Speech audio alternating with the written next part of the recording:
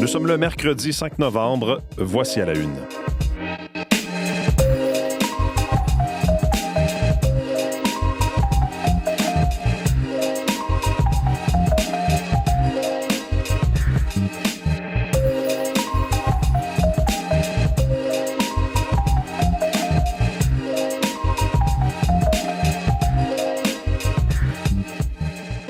Bonjour, bon mercredi, bienvenue à l'émission, c'est Mathieu Bellumeur au microphone, content de vous retrouver ce matin et merci d'être avec nous.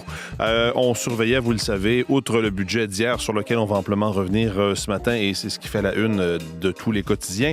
On surveillait cette élection à la mairie de New York, eh bien c'est Zoran Mamdani, on peut dire bête noire de Donald Trump, ce candidat donc qui devient le premier maire musulman de la plus grande ville des États-Unis, ce socialiste avec un programme ambitieux, entre autres d'épicerie communautaire et solidaire, de gratuité dans les transports publics notamment, a été élu à la tête de la ville de New York malgré une importante campagne contre lui, notamment de la part du président, mais finalement les élus new-yorkais ont décidé d'appuyer cet homme de 34 ans. Donc on va y revenir aujourd'hui, il y aura certainement plusieurs réactions, mais voilà ce dont je voulais vous parler d'entrée de jeu. Sinon, oui, le budget, Jean-Philippe Robillard va nous faire entendre les principales réactions. On va faire le tour aussi de ce qui se dit dans les quotidiens, les éditoriaux qui sont nombreux à porter sur le sujet, ce budget avec un déficit de 78 milliards de dollars.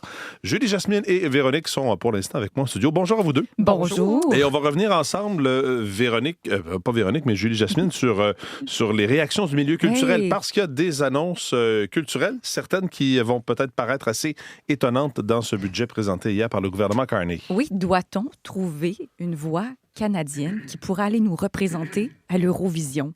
Ça fait partie du budget. Une toute petite ligne intrigante à la page 200. Okay. Le gouvernement explore cette possibilité. Ah bien. Alors, belle voix d'or du pays, peut-être. Commencez à faire vos vocalises. L'Eurovision vous attend. C'est peut-être ça. Alors, et aussi, bon, je dirais que généralement, le budget Champagne a été plutôt bien accueilli là, dans le milieu culturel québécois. On sait que l'audiovisuel, le milieu de la télé et du cinéma en arrache depuis plusieurs années avec les plateformes. Donc, on a quand même de bonnes réactions là, en général. Parfait. On va faire le tour de ça avec vous un peu plus tard à l'émission. Content de vous retrouver. Merci. D'ailleurs, vous qui avez été rattrapé par un virus de novembre au début de la semaine. Violemment rattrapé. Ça arrive. Content de vous retrouver. Donc, alors, Véronique, oui, ben c'est ça, c'est le temps plus frais des fois. Ça fait en sorte que... Oui, c'est de sa faute. Les virus qui courent à l'école, à la garderie. Il y a toutes sortes de choses qui déviennent. Oui, aussi autour de la table, on a vu des gens masqués ces derniers. C'était pas juste à l'Halloween. Il y en a plusieurs sur les étages. Oui, effectivement. Voilà. Les virus courts, protégez-vous, faites attention. Hey, la lune, elle est super brillante ce matin. Elle est belle. Hein? Puis elle est basse, donc c'est une super et pleine. Super lune. Super lune pleine, OK. Oui. Super pleine lune. On peut dire ça comme ça. Une super lune et elle est pleine. Disons-le comme ça. 8h19 ce matin, elle sera carrément pleine. Mais là, vous allez me dire, le soleil va être levé. Effectivement, c'est là que ça Donc, scientifiquement, c'est 8h19 ce matin, mais sinon, vraiment très bien, très visible, très près de la Terre aussi. Donc, c'est pour ça qu'on l'appelle la super lune. Son nom, lune givrée ou lune des castors. On aime ça donner des noms aux lunes. Lune givrée, j'aime ça. Lune des castors, je comprends moins. Oui, exactement. Moi aussi, lune givrée, je comprends. Là, le gel qui fait son apparition tranquillement. Donc, voilà. Et si vous ratez cette occasion, sachez que jusqu'au 7 novembre, visible à 95 % quand même, la lune, vous aurez le temps d'y jeter un œil. Mais sinon, je parlais des premiers gels. On va finir par parler des premiers flocons aussi. Occasion à surveiller sur le sud du Québec ce soir, parce qu'aujourd'hui, si on voit la lune, c'est que c'est encore dégagé. Ça va s'ennuager assez rapidement. La pluie commencera en cours de matinée, mi-journée pour certains secteurs. Québec, ce sera cet après-midi. Une dizaine de millimètres quand même dans ça. Température de l'ordre de 5 à 7 degrés. Et ce soir, on sera plus près du point de congélation. Donc, il y aura des précipitations qui pourraient être mêlées de neige fondante au cours de la soirée et de la nuit. Demain, on retrouve une journée calme, sans précipitation, sauf peut-être la région de l'Estrie, où on ira chercher quelques centimètres en secteur montagneux cette nuit. Il pourrait rester des flocons tôt demain matin. Alors sinon, nuages éclaircis demain, variables par endroit. Les températures seront fraîches pendant 3-4 degrés, pas plus demain à Montréal. On sera même peut-être sous zéro comme maximum vers l'Estrie et les Laurentides. Et on ramènera un autre système avec d'autres précipitations vendredi soir jusqu'à samedi matin. Flocons mouillés possibles, mais l'occasion la plus plausible de voir de la neige sur le sud du Québec, c'est vraiment dimanche. Dimanche, avec une trajectoire encore incertaine, un système qui pourrait laisser une trace par endroit. Ce sera à surveiller, mais une trace mouillée quand même. Et le patron du mois de novembre, si on veut, c'est oui, on a un petit coup de froid là, comme ça jusqu'au à peu près 15 novembre. Là, les températures sont froides, mais du 15 au 25, ça devrait remonter un peu près des normales de saison, 6, 8 degrés, et redescendre vers la fin du mois. Donc, même si vous voyez des flocons mouillés ou une petite trace au sol, il y a encore un peu de température saisonnière à venir. C'est pas le grand glissement officiellement. Hein? Le grand glissement officiellement.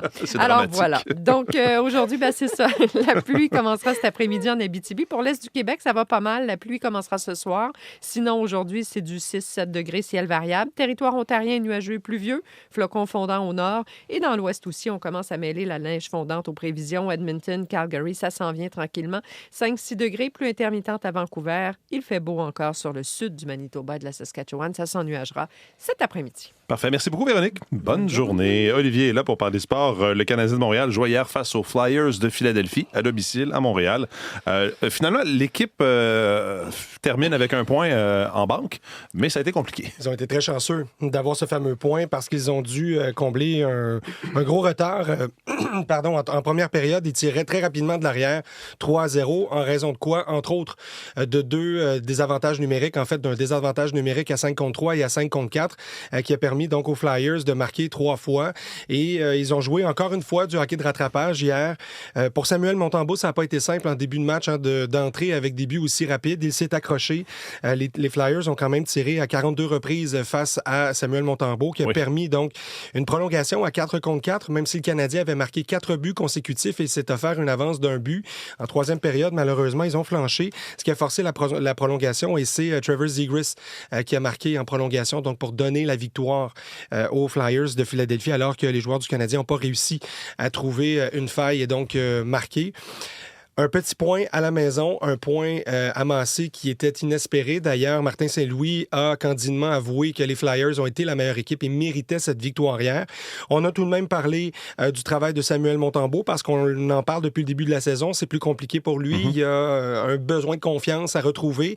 Et hier, la deuxième et la troisième période a peut-être offert ça à Samuel Montembeault. On peut d'ailleurs l'écouter parce que hier, il en a vu de la rondelle. La tête a spiné pas mal, c'est sûr. Je pensais beaucoup, mais... j'ai rien que je pouvais faire, c'est 3-0, puis juste essayer de respirer, rester dans le match, puis Martin m'a permis de rester là, donc je voulais juste profiter, puis à 3-0, j'avais plus rien à perdre vraiment, je voulais juste aller là et jouer, puis le fait que j'ai eu quand même beaucoup de lancers ensuite, ça m'a permis de rester là, puis de pouvoir rester focus. C'est quand même 38 arrêts sur 42 tirs hier face aux Flyers. Et pour Martin Saint-Louis, effectivement, c'est le genre de performance qui pourra aider Samuel Montembeault pour la suite. On a fait des erreurs en avant de lui, puis c'est sa première shot qu'il voit. Puis après ça, on le met sur le powerplay, 5 contre 3, puis une minute et demie. C'est pas un match facile à gérer pour un goaler pour commencer. Mais moi, j'ai joué une maudite deuxième période. Fait que... dans le fond, c'est peut-être ce genre de game-là que Monty avait besoin, de rebondir les 3 premiers buts. Il s'est battu jusqu'à la fin.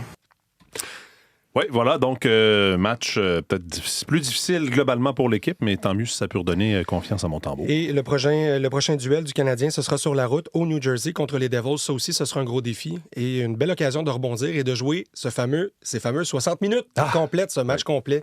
Ça va permettre aux Canadiens d'être un peu moins inquiétés dans ces matchs. Merci beaucoup, Olivier. Un plaisir. Bonne journée.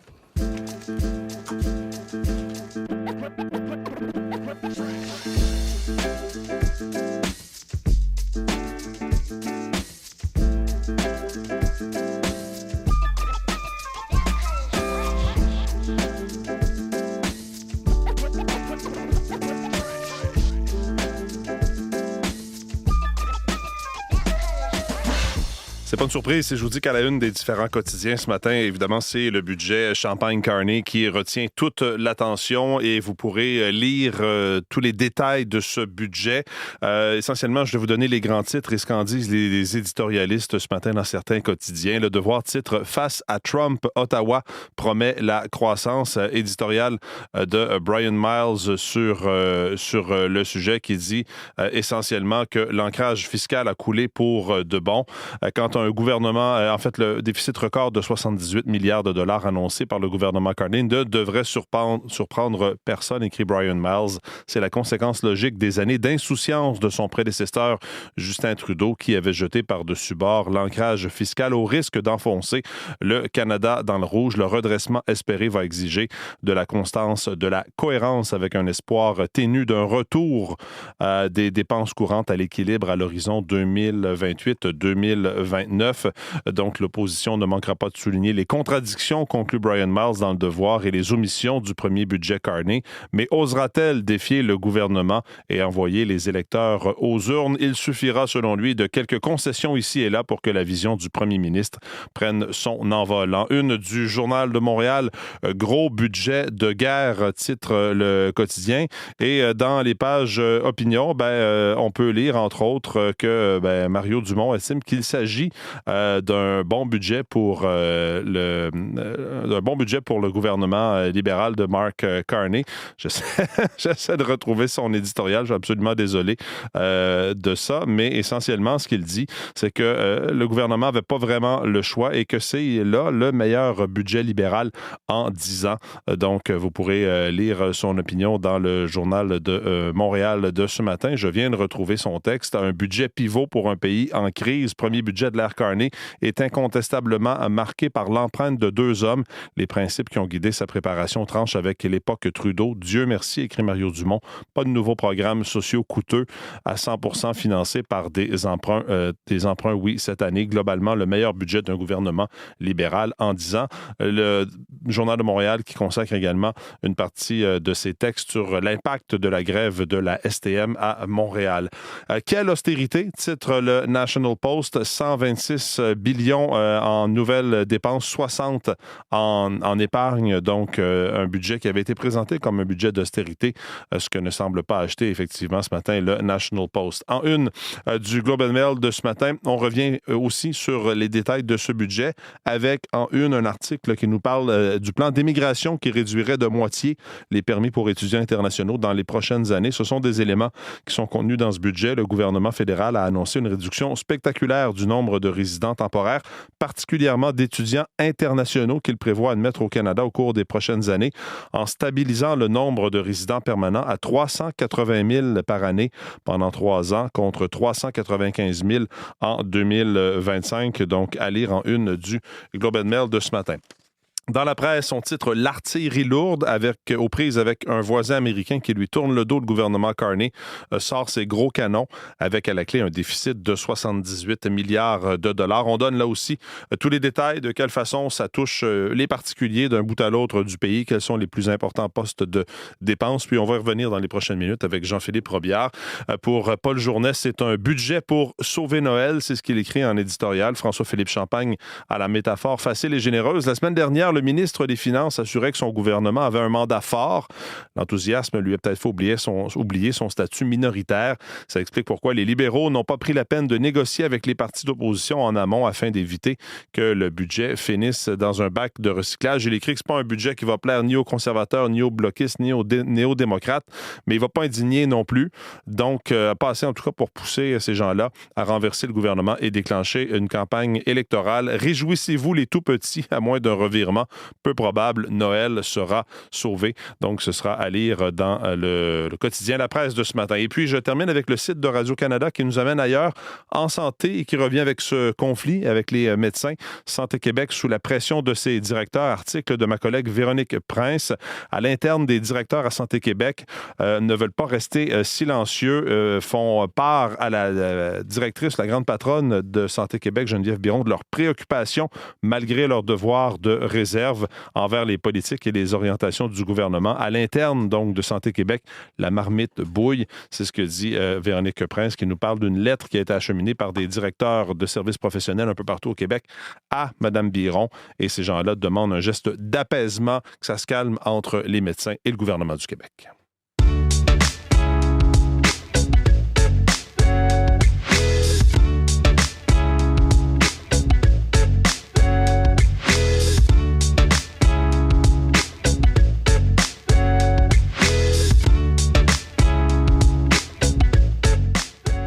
L'honorable ministre des Finances. il ne s'agit pas d'une transition, mais bien d'un véritable changement générationnel. Changement générationnel, on vient d'entendre François-Philippe Champagne, ministre des Finances, qui a présenté donc hier le premier budget du gouvernement Carney. Jean-Philippe Robillard est avec nous. Bonjour Jean-Philippe. Bonjour Mathieu. Alors, des dizaines de milliards de dollars en défense, en infrastructure. On veut stimuler l'économie fragilisée par la guerre tarifaire avec les États-Unis. Un déficit donc à près de 80 milliards de dollars. C'est un budget donc que certains qualifieront d'ambitieux pour effectivement contrer cette guerre avec nos voisins du Sud. Oui, effectivement. Donc, dans le budget, le ministre des Finances, François-Philippe Champagne, a annoncé, Mathieu, toute une série de mesures là, pour soutenir les secteurs qui sont touchés par les tarifs de Donald Trump pour mieux positionner le Canada, si on peut dire, face aux menaces américaines. Le gouvernement Carney qui crée un fonds de 51 milliards de dollars sur 10 ans pour financer des projets d'infrastructure dans les provinces et dans les municipalités, donc dont 5 milliards pour construire des hôpitaux, là, des établissements dans le secteur de la santé. Le gouvernement qui va également investir 110 milliards pour augmenter la productivité des entreprises canadiennes pour qu'elles parviennent à mieux tirer leur épingle du jeu. Ottawa qui va aussi injecter 82 milliards sur 5 ans dans la défense, dans les forces armées canadiennes pour améliorer notre force de frappe. Le gouvernement qui va aussi investir 13 milliards sur 5 ans pour la construction de logements pour tenter de contrer cette crise qui est vécue ici au Canada. Alors, on écoute le ministre des Finances, François-Philippe Champagne, suivi de l'ancien directeur parlementaire du budget, Yves Giroux. Bien, c'est des investissements stratégiques. Il y a une différence entre dépenses et investissement. Ce que vous voyez dans le plan, c'est un plan d'investissement, finalement. Le gouvernement Trudeau mettait plus d'emphase sur les dépenses sociales, la redistribution du revenu, alors que sous le premier budget du gouvernement Carney, on voit beaucoup plus de dépenses structurantes pour refaçonner l'économie. Jean-Philippe, le gouvernement Carney va aussi demander à l'appareil fédéral de se serrer la ceinture. Oui, vous en avez un peu parlé, parce que même s'il y a des investissements majeurs, des dépenses importantes, le gouvernement annonce du même souffle des coupes de 60 milliards de dollars sur 5 ans. La fonction publique fédérale va écoper. Il y a 40 000 postes qui seront abolis à terme et la majorité des ministères vont également voir leur budget diminuer de 15 % au cours de la même période. On écoute à nouveau le ministre des Finances, François-Philippe Champagne. Le Canada a une meilleure position fiscale que la plupart des pays du G7. Il faut faire des investissements générationnels pour assurer la prospérité à long terme, mais en même temps, il faut mettre la maison en ordre parce que les gens se serrent la ceinture à la maison. Nous, on a trouvé 60 milliards d'économies, c'est quand même quelque chose. Ouais. Ce qu'on dit finalement, c'est que d'ici 3 ans, on va arriver à balancer nos dépenses avec nos dépenses opérationnelles avec nos revenus. Rien pour satisfaire les partis d'opposition. Non, pour les conservateurs, c'est pas assez suffisant, même si le gouvernement veut réduire la taille de la fonction publique. On écoute le chef conservateur, Pierre Poilievre, suivi du chef bloquiste, Yves-François Blanchet, et du député du NPD, Alexandre Boulris. Au nom des Canadiens qui paient déjà trop cher pour le coût du sous-gouvernement libéral pour se chauffer, se loger, se nourrir, les conservateurs vont pas pouvoir supporter ce budget. Je vois pas comment on peut voter pour ça. On n'est pas optimiste en ce moment, je veux dire très franchement. Je pensais pas que ce budget-là serait aussi conservateur. Alors, il faudra voir maintenant si le gouvernement de Mark Carney va survivre à ce budget. Il lui manquait hier 3 voix, mais on sait qu'il en manque maintenant 2 parce qu'il y a un député conservateur qui a décidé de traverser l'autre côté de la Chambre et de devenir un libéral. Merci beaucoup, Jean-Philippe. Merci, au revoir. Bonne journée.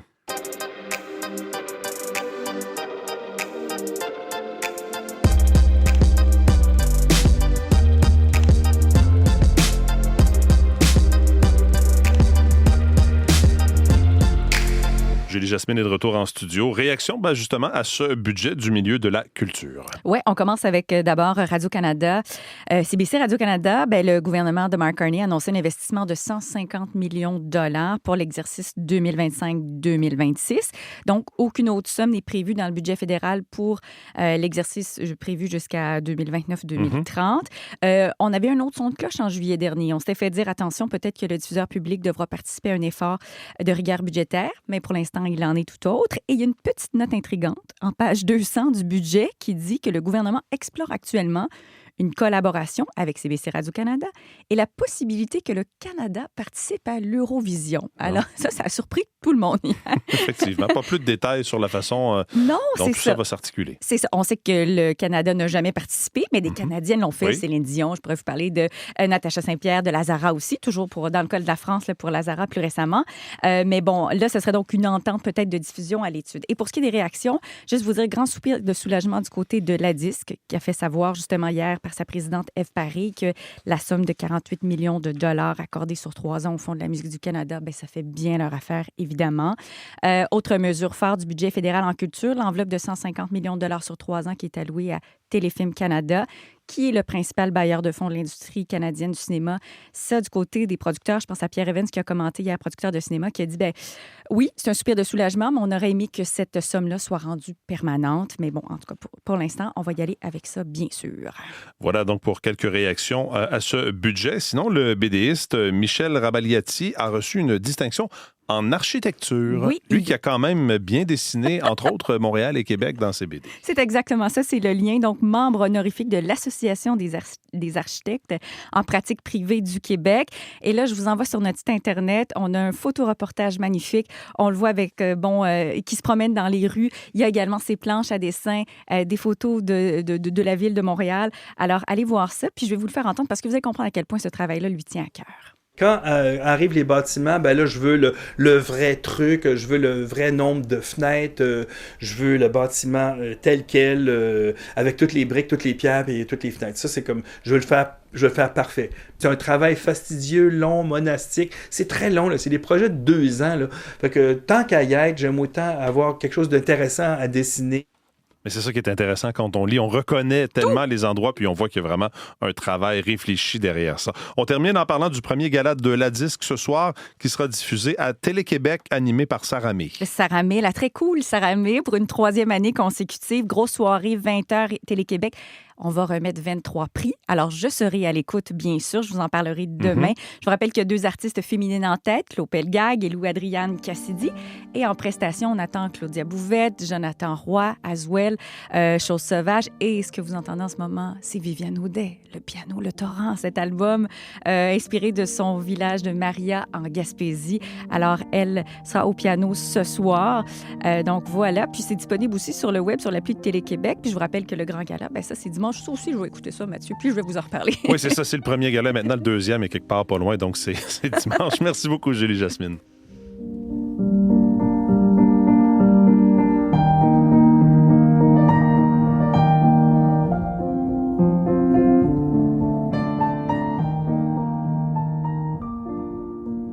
C'est très joli, ça, et ça va bien finir l'émission. Voilà pour cette édition d'À la Une. Vos équipes du matin prennent le relais dans les prochaines secondes. Bonne journée, bon mercredi.